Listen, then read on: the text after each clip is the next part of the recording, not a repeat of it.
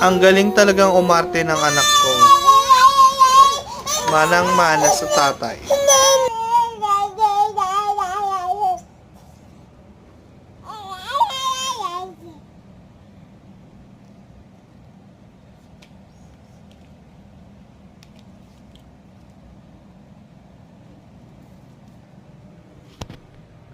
Ganyan maglaro ang 10 months old na baby.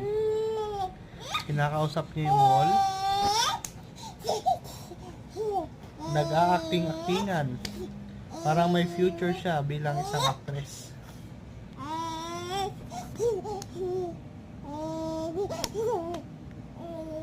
Malamang sa malamang sampalan ang kanyang mga kabibilangang mga eksena. Oops.